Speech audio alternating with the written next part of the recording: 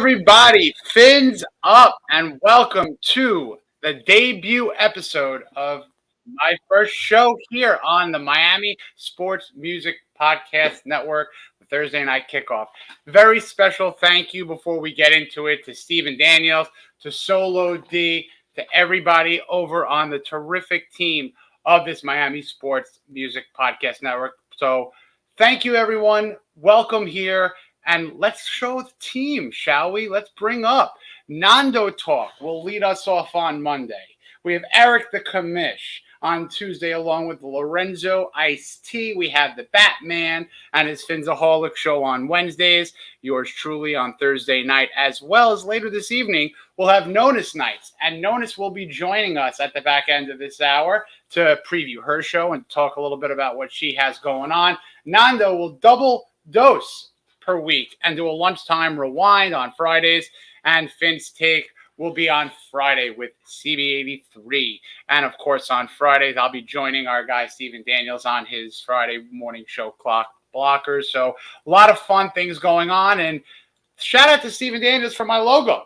Love the logo. Proud to be part of the DWA and Miami Sports Music. So without further ado, let's talk some Dolphins football, everybody. So welcome on in. I see a lot of people in the chat already. Trucker Sean, 1981. Van Joe, Adam, thank you very much for joining. And, of course, I have a chance to do my first rundown with Miami Sports Music. So anything is appreciated in terms of donations. You know, we could do things over on the YouTube Live Super Chat, Cash App, PayPal. I'm going to get everything up in terms of where to find all that good stuff, especially here. That would always be appreciated. I myself will be doing some fun giveaways, and you know what?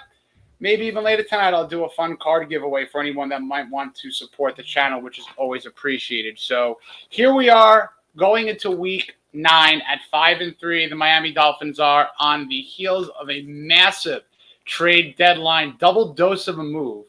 The big one, Bradley Chubb. And I got to be honest with you, I have not had a moment as a Dolphin fan mid-season where I've been so excited about the rest of the season. I mean, that's almost kind of like an obvious statement, but the magnitude of the move was massive in terms of the player, the future, because, of course, the extension was signed early this morning. And we're talking about a situation where, this is an all-in move. And the Dolphins are not shy, and they've been saying it. This is an all-in move, not just for this year, but as everyone reported this morning, massive extension was signed with Chubb, 5 years extension, $110 million. Basically 6 years, 119 overall. So this is a situation for now, for later, and I think it's going to help the Dolphins pass rush exponentially. It's what they've needed truly help with so far in what we've seen, and he's really going to be a major difference maker. And that was really just the tip of the iceberg, or the massive part of the iceberg, because bringing in Jeff Wilson is such a strategic and savvy move because of his knowledge of Mike McDaniel and the playbook, because of his familiarity, of course. He's basically a plug-and-play guy who's going to come in and probably know more and have a little bit more of that familiarity with what he needs to do in this scheme, as opposed to a Chase Edmonds, who, of course, was sent out to Denver in part of that Bradley Chubb deal. And, of course, what this does for the Miami running attack with Raheem Mostert and with Jeffrey Wilson Jr., it brings continuity. It brings them back together as teammates. Even yesterday in Chris Greer's press conference, he joked, saying that Wilson, Raheem, Mike McDaniel had their kumbaya moment. So really, you love to see that, because Wilson, what he does is kind of more of that, thumper, power, kind of short yardage guy, averages around 5.1 yards per carry this season while he was with San Francisco. And, of course, we all know what Raheem Mostert could do in terms of his big game, big breaking ability with his runs. And he, in the last 4 games, he's averaging around 4.9 yards per run, Raheem Mostert. So I think this is a good time for a good body to come in who knows the system, who could really help this week potentially this week in Chicago. And when we really kind of focus on Chicago, let's talk about the 3-5 Chicago Bears with the Dolphins traveling and heading on out there. They really are not very good at rush defense. They're the bottom barrel of the league, as well as they are the 31st ranked defense in stopping third down conversions. So things tie in very nicely for this Dolphins rushing attack to really kind of blow up this particular week. And it would really be a very good time for them to do that with, of course, Tua playing so well. That's great. But if they could lump that together with a potent rushing attack, then this offense could be, it really is up there right now at the moment statistically with your Buffalo Bills, with your Kansas City Chiefs. But a potent rushing attack, a viable rushing attack, to add to this unbelievable dual threat of Tyreek Hill, Jalen Waddle, mixed with the ability of Tua Tagovailoa, and now the third option of Mike Gesicki really coming up, not out of nowhere. I don't want to say it's out of nowhere. We've all kind of seen it, but now, despite the tight end and not able to block and the not fitting the scheme, I think Gesicki absolutely is going to be that viable third option the rest of the way. So, what I would love to do is get some questions in the comments. I definitely see some friendly faces.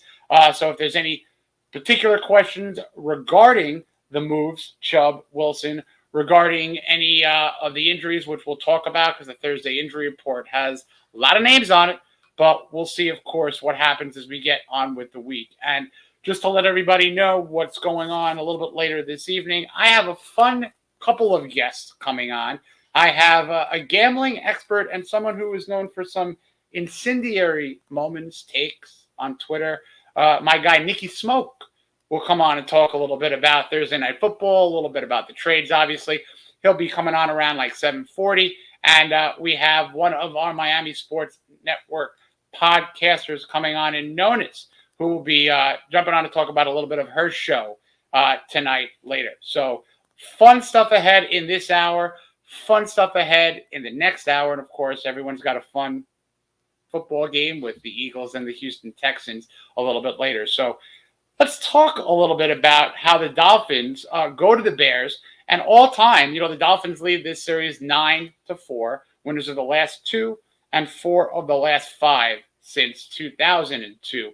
And a lot of Dolphin fans of a certain age love the lore of the Bears versus the Dolphins way back from 1985, where Dan Marino and his Dolphins with Don Shula's Ghosts of 72 on the sidelines, helping preserve the 72 perfect season, which we're all celebrating this year in the 50th anniversary, stopped the Bears' juggernaut from being undefeated. It was their lone loss, and if they weren't going to lose against the Dolphins, they weren't losing against anyone else. They were going to steamroll as they won the Super Bowl. So Marino and the Dolphins obviously took care of business. So that Chicago Bears versus Dolphins matchup is really always one of the first things that I think about growing up, that history that these two teams kind of have. But something that's a little bit more recent is Tua and his success against the NFC lately, or to start his career. Tua is 6-1, 1,686 passing yards, 14 touchdowns, and a 111.6 rating in 7 games versus the NFC. So when you lump that together with the fact that Tua is the league's highest rated passer, things should be on paper a nice, easy game for the Dolphins. But when you go on the road to Chicago in November, weather could be a factor. You never, ever know. But you really have to just give credit to Tua, especially with what we saw a couple of weeks back, all this nonsense with the concussion protocol, and just the nonsense that he's had to deal with. All he's done is turn around all the negativity, all the criticism, can't throw the long ball. Fact is, first in yards per attempt with 9.0 per attempt. Third in completion percentage, tied for 7th in passing touchdowns. That's even with missing 2 full games, and obviously a lot of that Cincinnati Bengals game. So credit to Tua, and to talk about the history of what he's doing and to put it into perspective, I know it's a short-term situation right now in Miami with only about, 2.5 seasons, but speaking of 2 seasons and change, Chad Pennington statistically was the most accurate rated passer in Dolphins history with a minimum of 250 attempts. Tua is within a point, within 0.7 passer rating points from surpassing Pennington to be the highest rated career passer already as a Miami Dolphin quarterback. So Tua is slinging. He's doing absolutely fantastic. We'll talk about his targets in a minute, but again, got to do a quick little rundown before I hit the comments up and see what you guys are thinking. If anybody wants to be great enough to do some donating to the channel, we always appreciate it over at PayPal, over at Cash App. We definitely appreciate everything you all do to help this channel keep on going and grow. And we actually are in a big, big way. And just to show everyone again our rundown of this week, we really have a fantastic one. So keep up with Miami sports music and what we got going on. And also for our, folks, for our Spanish viewers and our listeners, we got the DOLPHINS who will be part of this as well. So really great stuff starting, 9 o'clock on Tuesday night. So again, big time appreciation to everybody over at Miami Sports Music. And, of course, over at the DWA certified hashtag for the podcast, throw any comments with that hashtag. We'll try to get your comments up. I want to hear from you. That's why I'm doing this show. I want this community to kind of debate, talk about good things, talk about bad things. If you debate, I have no problem with it. Social media can be a very tricky place. But, frankly, if you have a thought, if you want to communicate it, if you don't agree with the take of someone, no problem. No problem. Just do so civilly, and we could chat. So now what we're going to do, about 10, 12 minutes into the show, let's set up some comments here. Do we think, or do I think Byron Jones will be back after the bye week? TD on location. Great question.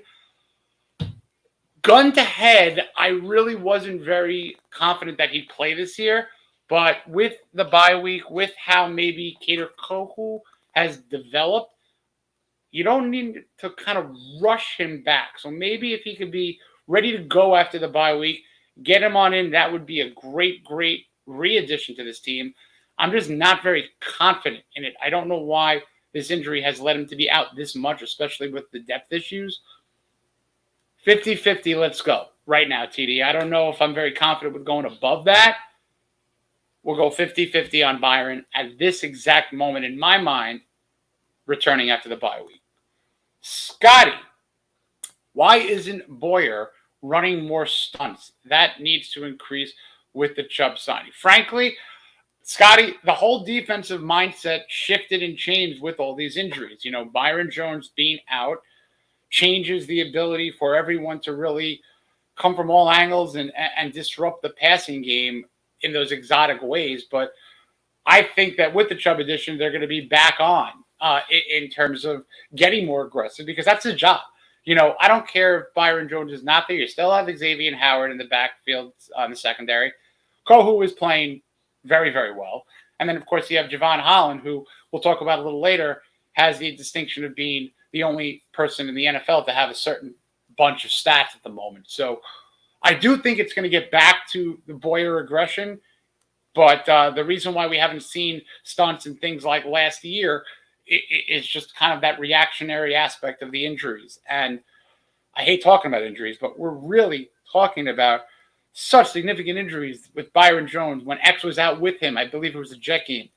To have successive injuries with Nick Needham, with Brandon Jones. And, of course, you throw in Kader Kohu, who missed 2 games. So really, really detrimental injuries. That's kind of the reason, Scotty, that I think we see that differentiation of what's going on. But Chubb is going to rechange that. He's a guy who's going to probably fall back into a little bit of pass coverage with this scheme. And I, for one, would love him to just focus on just getting to the quarterback, But I just figured in the fact that 70% snap counts while he's had his time in Denver. I would like to lower that a little bit, get him in a rotation just to kind of preserve him on, those late games, preserve the rest of the defensive front 7 when you get them in that rotation. So I think this Chubb signing really helps in so many different ways. So moving on, let's see if there's any other questions. Let's see about the weather going on. Nice weather in Chicago, sunny, 60 to 65 degrees.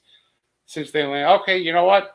Great. That's a huge aspect of Chicago. Thank you, Dean, for pointing out the weather. I appreciate that. But road games could always be difficult.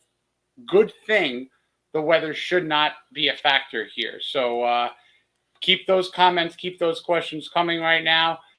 Would love to see everyone really get their thoughts in there. If anyone has any concerns about Justin Fields, I'll lay out my concern, because what the Dolphins have been terrific this year in is stopping the run. Talking about running back stopping the run. They've only allowed a 100-yard rusher once this year. It was Lamar Jackson in that Baltimore Raven game. So when you look at a quarterback like that, like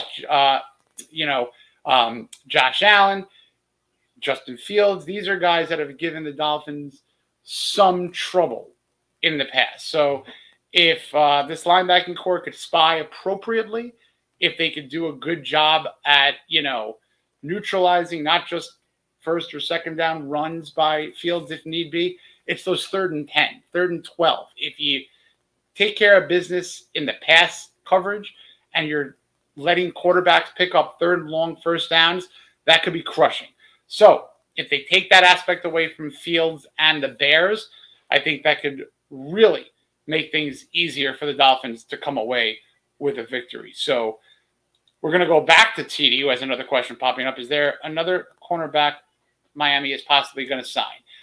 Good question. I'm not going to say no. I'm not going to guarantee it, because when you heard Chris Greer in the press conference, you basically heard him insinuate that the Dolphins are always looking to add.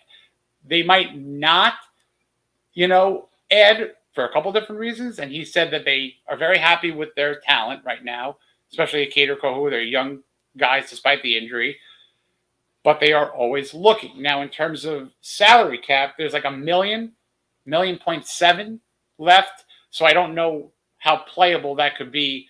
So my guess would be an overall, probably not.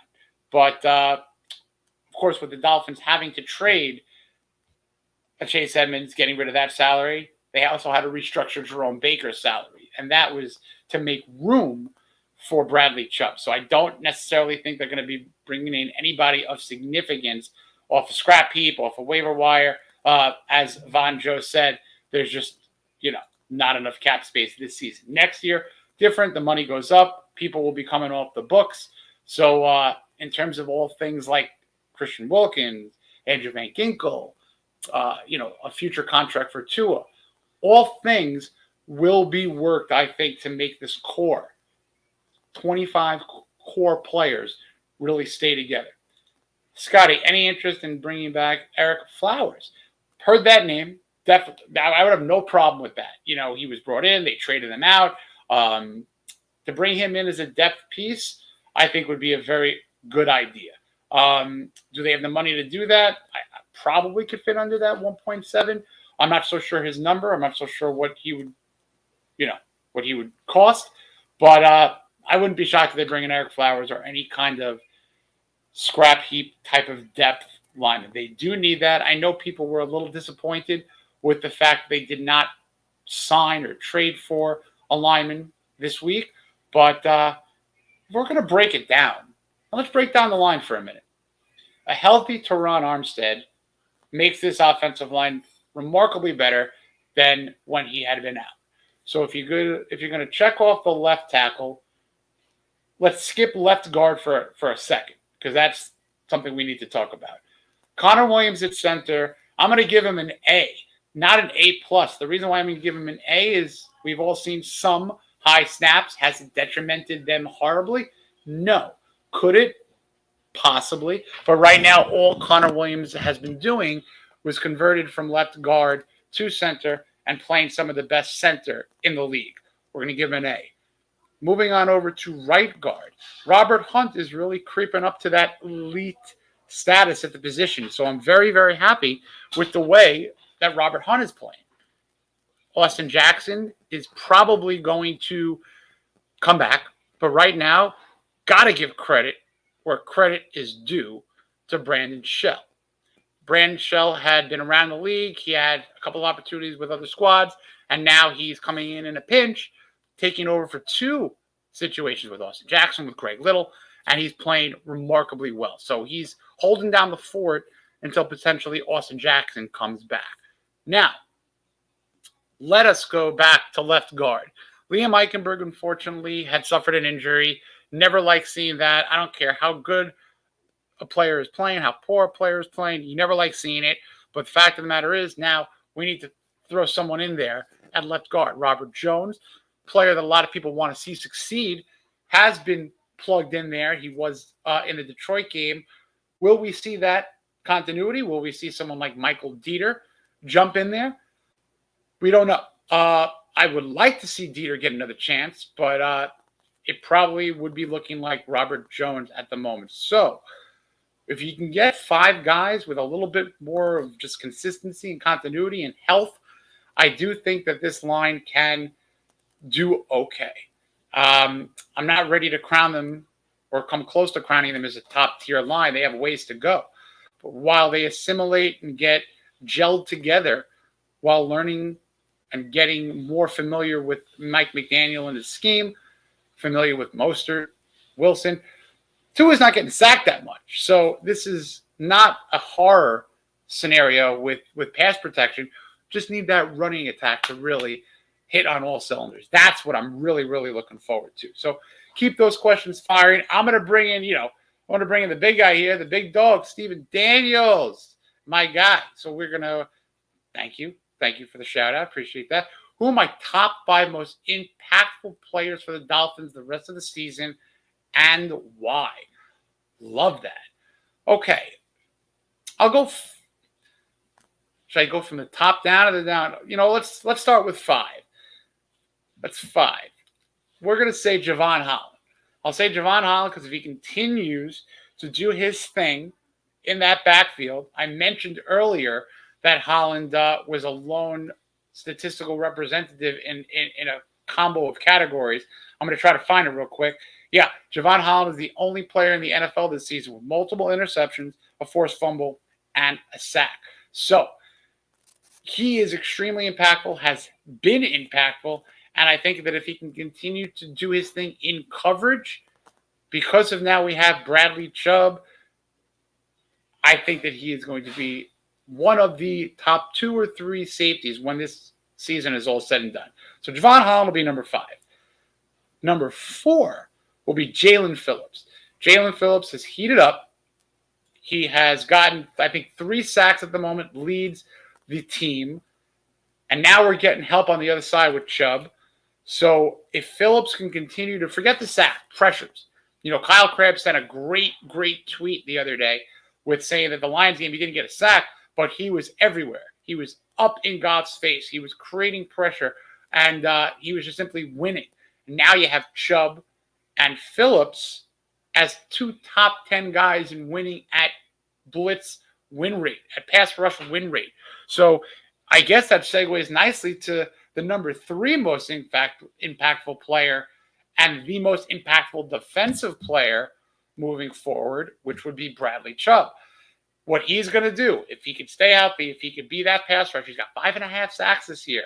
So if he can double that, if he can get to 10, get 5.5, 6 plus maybe with the Dolphins, that would be absolutely fantastic. It will help coverage.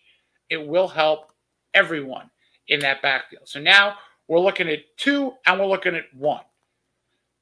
Number 1, we already know who it's going to be. Number 1 is QB1. So number 2 will be, and I'm going to cheat, Steven. I'm going to cheat. I'm going to say the duo of Tyreek Hill and Jalen Waddle. Because if Tua, Tyreek, and Jalen continue to click with this defense now adding Chubb, if they just continue their pace, who is stopping them? And then if they can get a lead, if these defensive 7, if this group can just start teeing off on third downs and passing situations when teams are down, that's the formula. So let's run it back. Number 1, Tua Tagovailoa. Number 2, the duo of Tyreek and Jalen Waddle. Number 3, Bradley Chubb. Number 4, Jalen Phillips. Number 5, Javon Holland. I hope that adequately put the top 5 there, Steven. If you have a couple, I'd love to hear it. Let's get some other questions in there. What do we got? Cedric Wilson talk. Happy to talk about Cedric Wilson. If this offense starts rolling in consecutive games, do we ever see Cedric Wilson usage? I like that question a lot. The weird thing is, I believe they made that deal before the Tyreek Hill signing.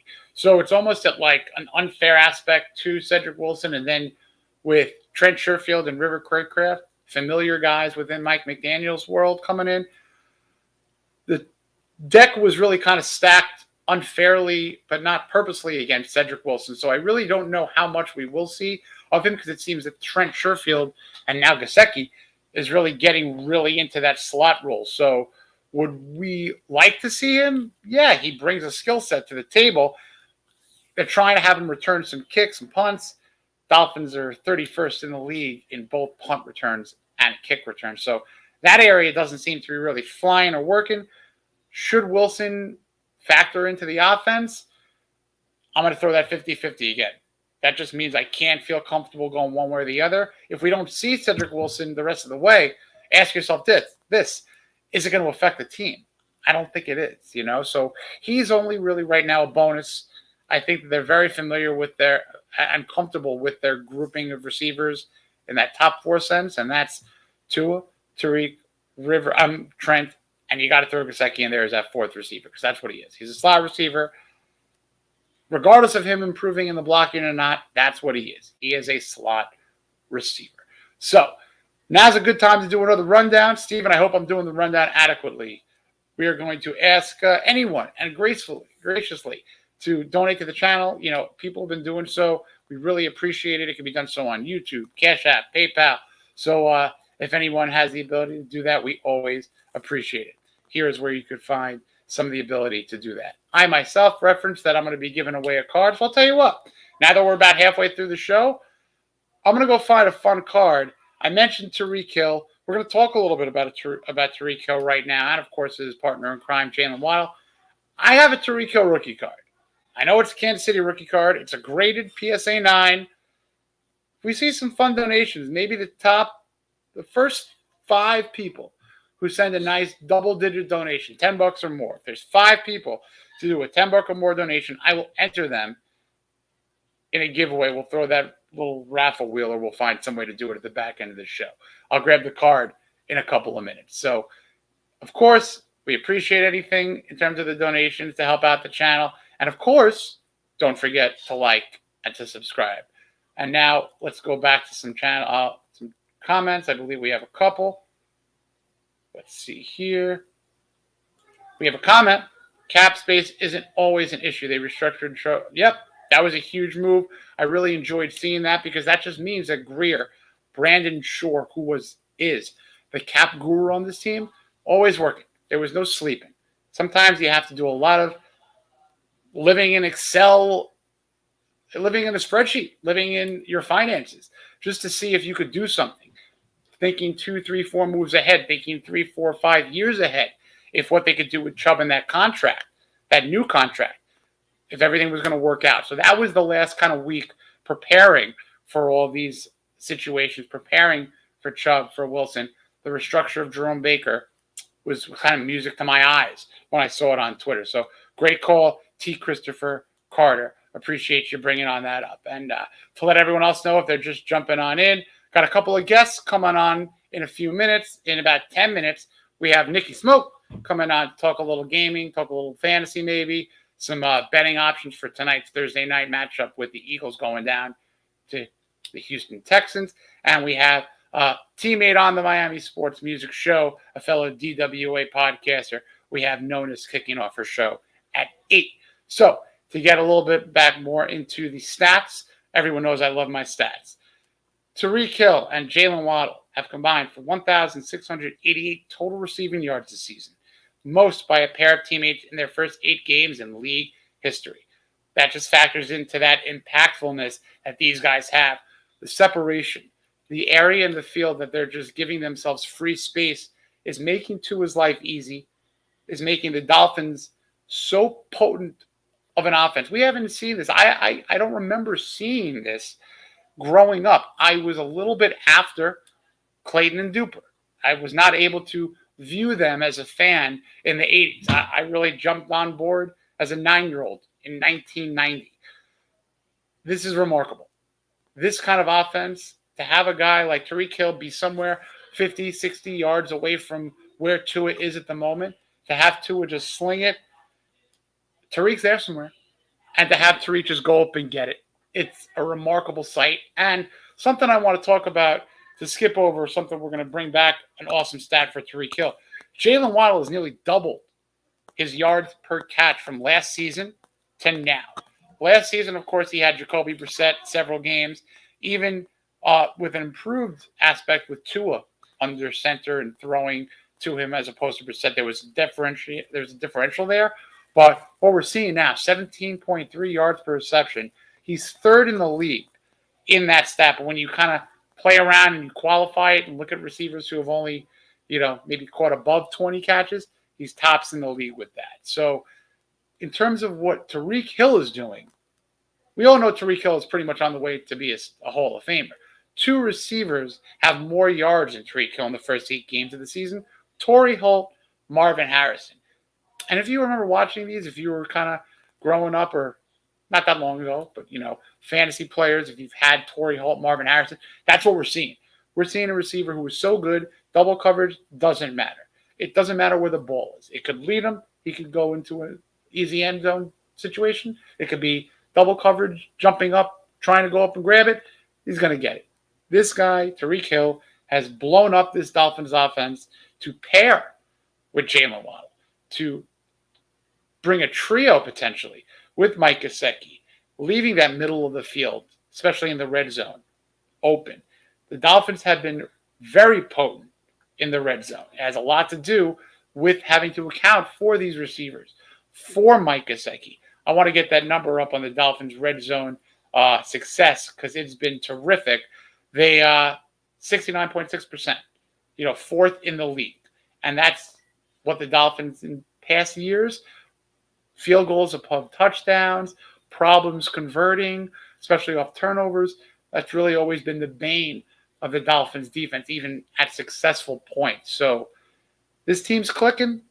What Tua and Tyreek and Jalen and Gesicki, and now hopefully this running attack are doing, they are 3rd in the league in yards per play. These are things that we're not used to hearing and seeing for such a long time with the Dolphins. And that's what makes me remarkably confident. Something that had not given me confidence in years past, goal line, short yardage. Dolphins are 90.9%, 10 of 11 out of goal-to-goal situations this year.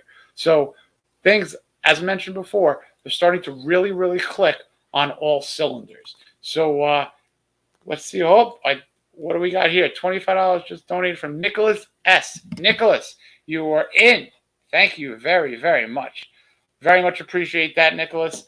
And just to throw that info again, where anybody needs to find where you can donate, you can go to PayPal, go to Cash App, over on the Miami Sports Music Podcast Network PayPal. Either way, we appreciate it. I'm going to grab that card. Give me about 2 seconds, everybody. I'm going to grab that card. In fact, you know what? I'll wait until Nikki starts to come on to talk. I don't want to leave just a blank chair there. But it's a fun card. Definitely know that you all will like that. So let's see what else we got in the chat before we move on to a couple of other fun little stats here. You know what? Let's do that.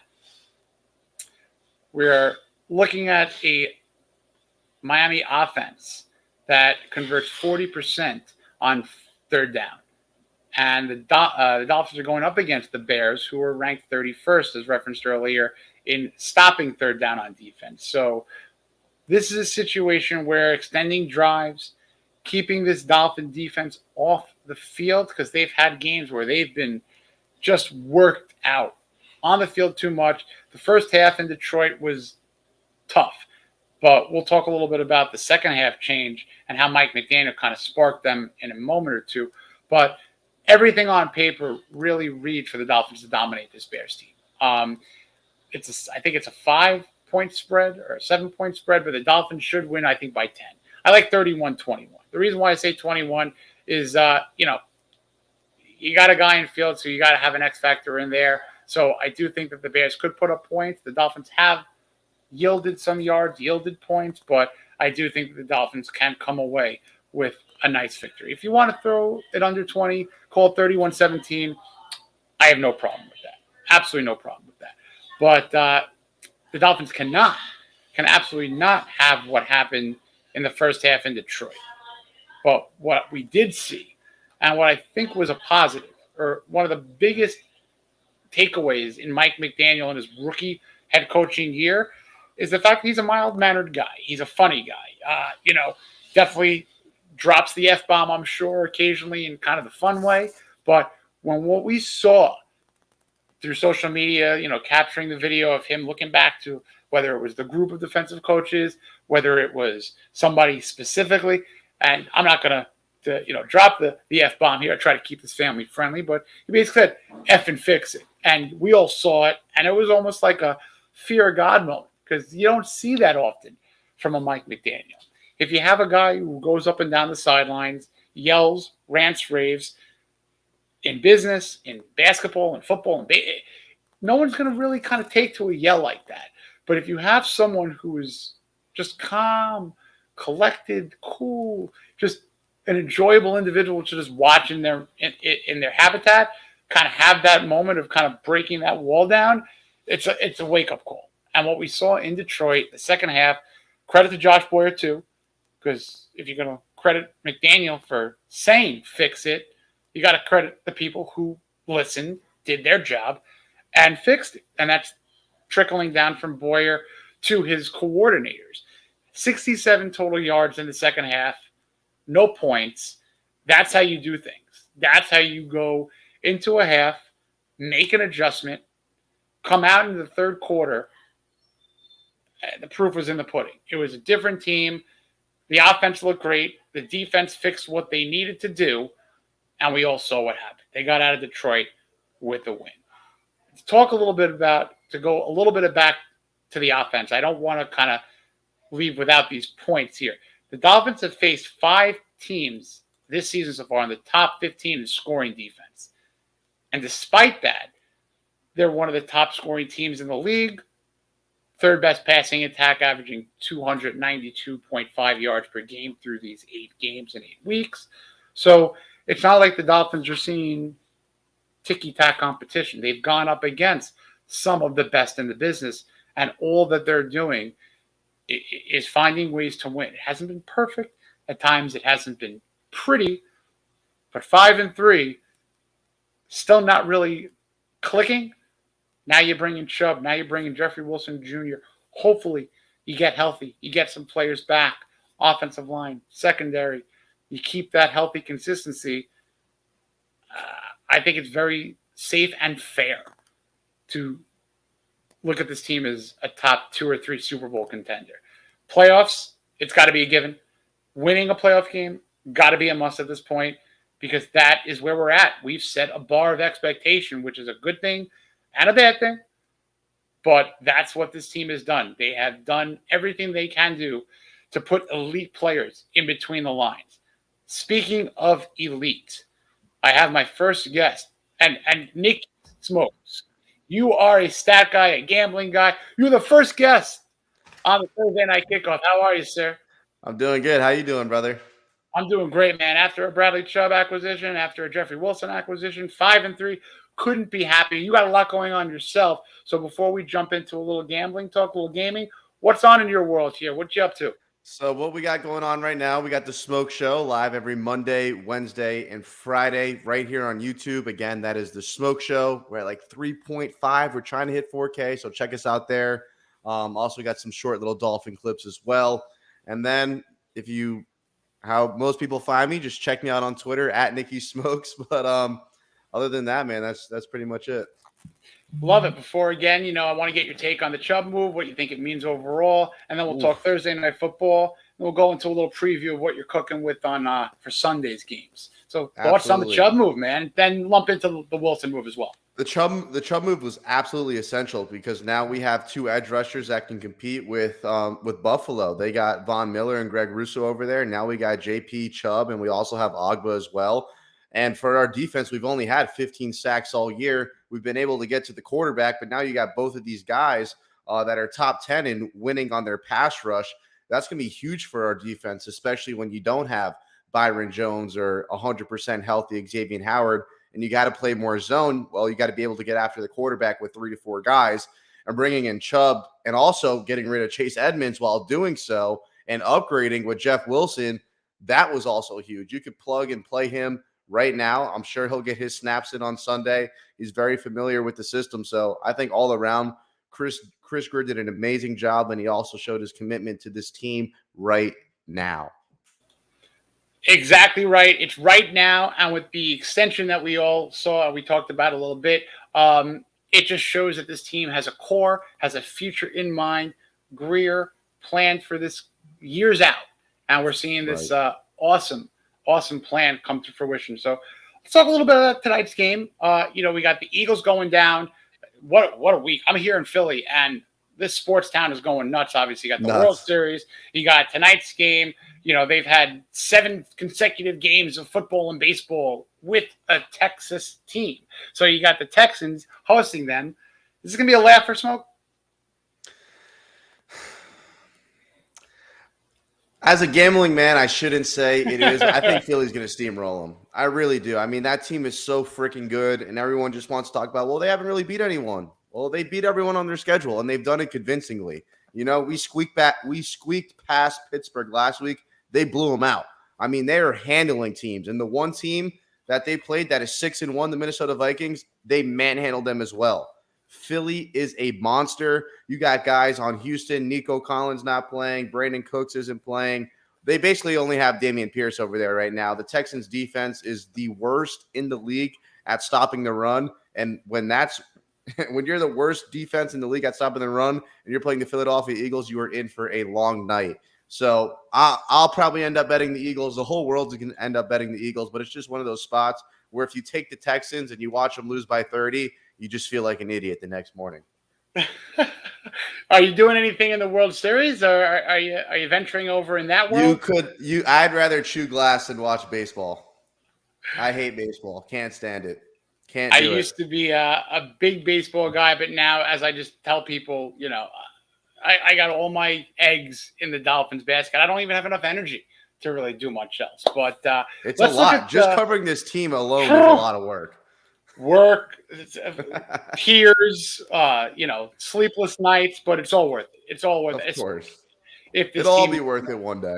One day. Now, do you see the Eagles as the sure favorite in the NFC to go to the Super Bowl? No, I think Dallas. I think them or Dallas. I think Dallas is really, really, really good.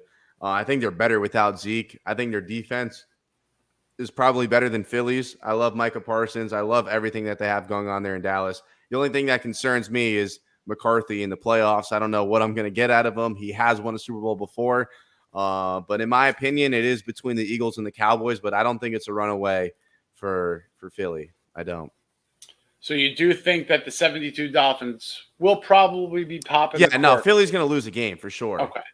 Most definitely. Dallas will beat them if they play again.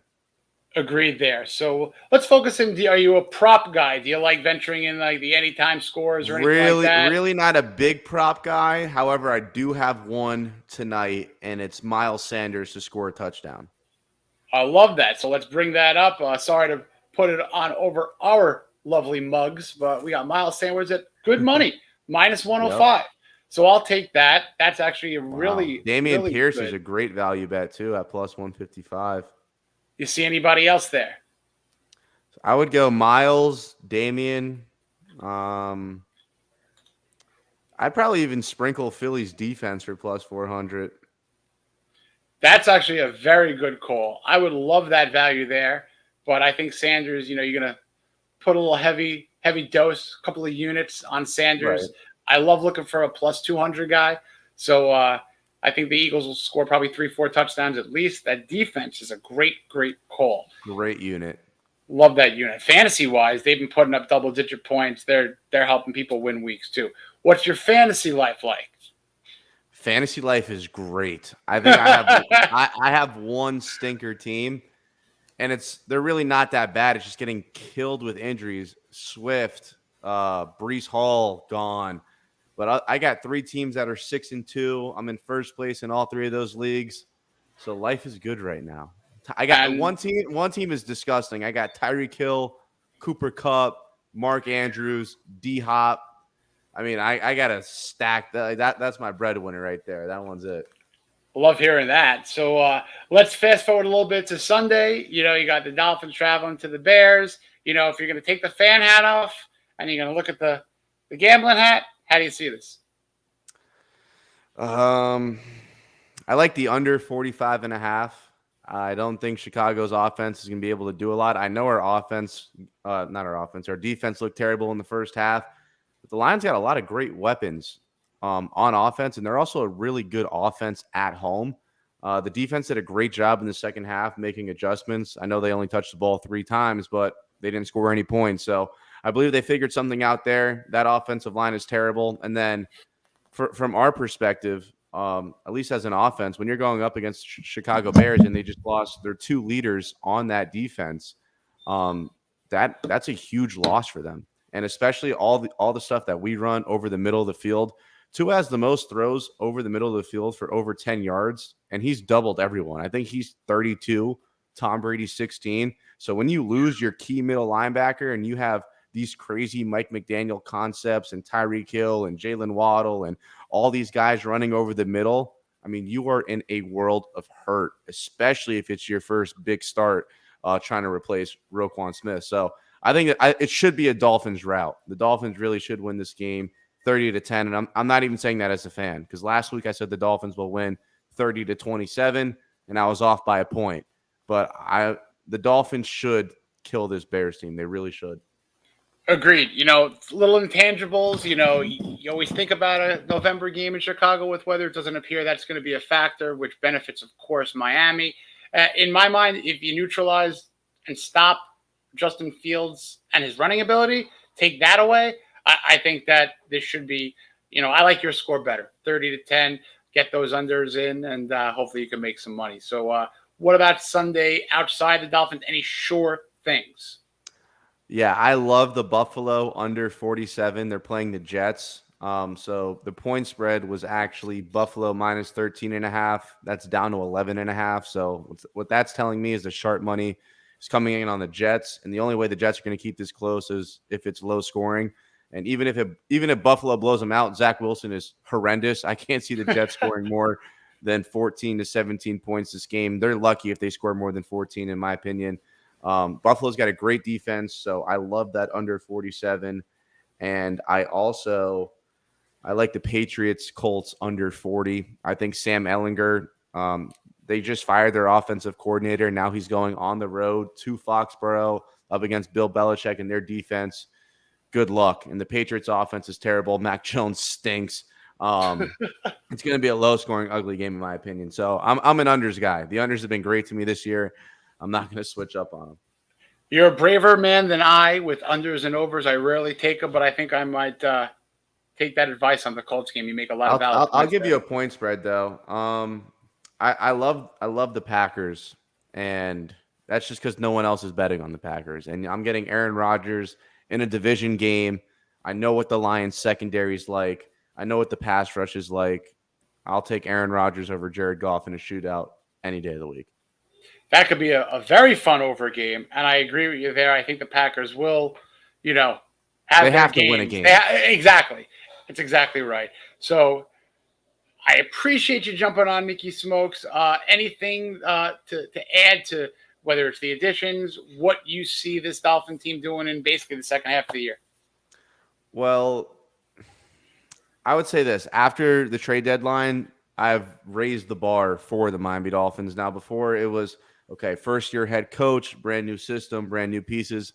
Let's just make the playoffs. And that's the bar. Now, obviously, I have higher expectations, but that's where I set the minimum. Now, after the trade deadline, and you see how invested they are in Tua and the team that they have right now, this team has to, at minimum, win a playoff game now. You can't just go to the playoffs, and God willing, we get the 5th seed, and you go play the winner of the AFC South. You can't just make it and lose to Tennessee. Not with this team, not with this roster, not with Tua at the helm as well. So for me, this Dolphins team, they should go on a huge run right now They should take care of business on Sunday against the Bears.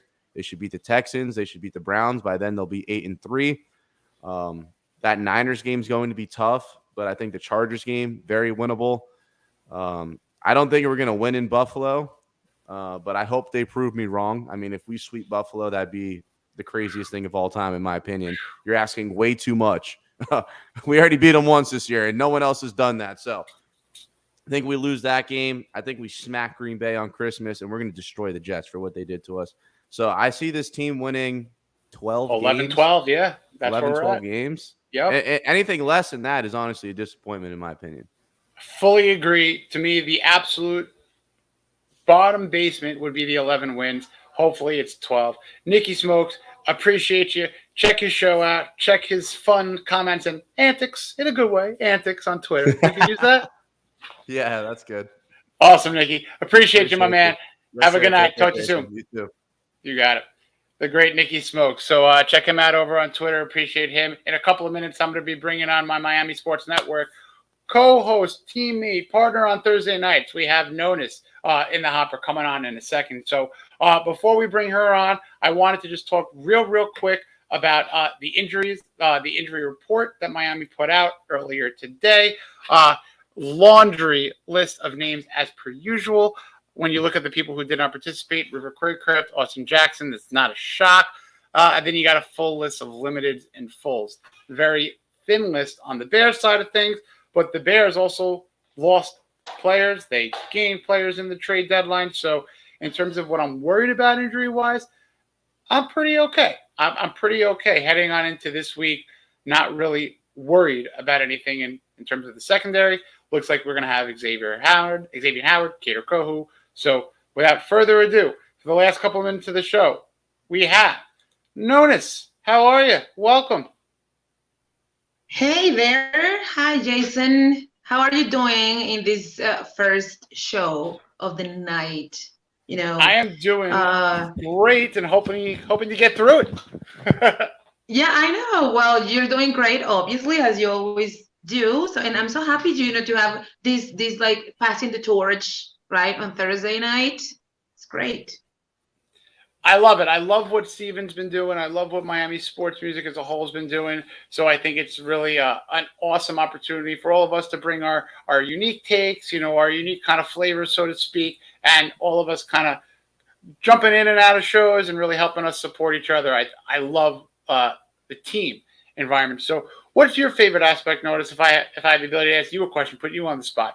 What's your favorite aspect of your Dolphin fandom? You are, you're not a local fan such as myself. So in your area, how is it being a displaced Dolphin fan? I love how you said it, like in your area, because it's weird. Well, I know. Yeah, because we're all over the place. We're weird. A national and international group. So in your corner of the world, how has it been? It's pretty interesting because I'm just right now the crazy lady who is a ticket holder and can go just to 2 or 3 games, to Miami. And it's like, why? I mean, why are you a ticket holder? Are you crazy? I mean, what were you thinking? Well, yeah, I'm a huge fan, and I didn't really have this opportunity to share with anybody. And now that I have the opportunity to meet you and the rest of the team and all of the people there, in that we get together in Miami. But as you said, we come from different parts of the world, and this is great for me. It's like I'm literally like a fish in the pond, like that, just like that, a dolphin in the pond. What would you say would be your favorite memory, growing up? It could be recent. Just what was the moment that just said, this is my team, this is my passion, I'm in all the way?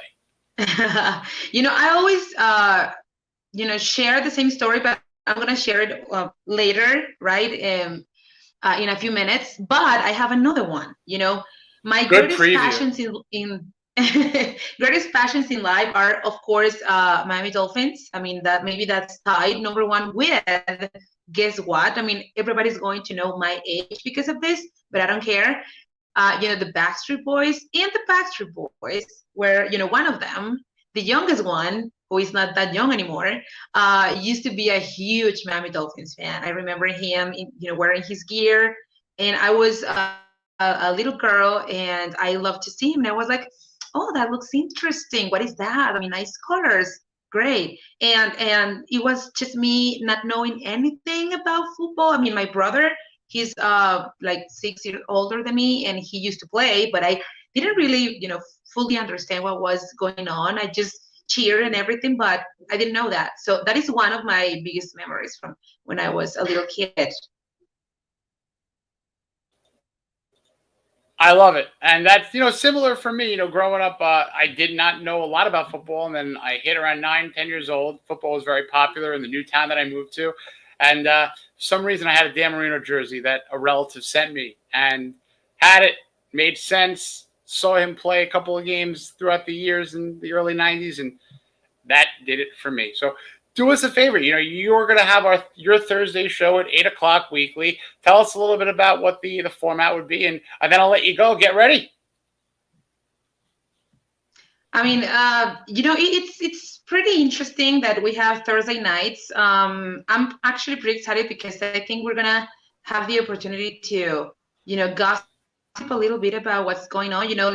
Last prime times, except the Dolphins one, last prime times have been a little bit, boring, not to say something else. And I think that we're gonna have fun, seeing what's going on and talking about these teams. So it's great. Let's see how everything goes. I hope that everybody just embraces me, because I know that my style is totally different, and maybe they will think like, what is this girl, this Mexican girl, doing here? It's weird. Like, she doesn't fit in the team. Well, I do somehow. I'm different. I'm weird. So that's why I'm here. Well, I think that's a perfect addition. Good luck to you in your show. I'll let you get all set, and I'll hop on for a couple minutes. I'll say hello and let you do your thing. So thank you, Notice. Fins up, and I'll wrap up here, and you'll do your thing in just a couple of minutes. Well, thank you. See you later, everybody. Bye-bye. You got it. Well, everyone, thank you so much for joining us in this first show. Thank you to Nikki Smokes. Thank you to Notice. Another special thank you to Stephen Daniels, Solo D, everybody over at Miami Sports Music. And it does look like we have multiple donations here. So we are going to have Dean G, who donated for the Tarico rookie card.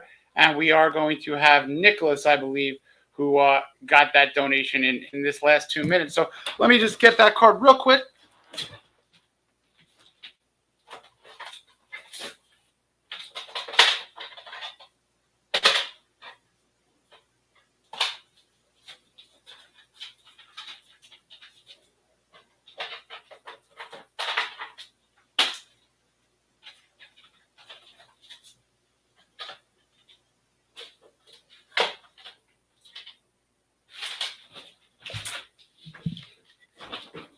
Live potting. Can't find it. I have it. Everyone knows I'm good for it. I will find it. We will follow up with this, but with about a minute and a half left, want to once again thank everybody and let everyone know to stick around for Notice and her show, which will be just seconds after I hop off the line here. So once again, to everyone that jumped on in, donated, and will obviously continue to hopefully join us on Thursdays at 7 o'clock on the Thursday night kickoff show with myself. So appreciate everything. Fins up to you all, and have a great night. Enjoy Thursday night football, and hopefully we get that W in a couple of days against the Chicago Bears. Thanks, everyone.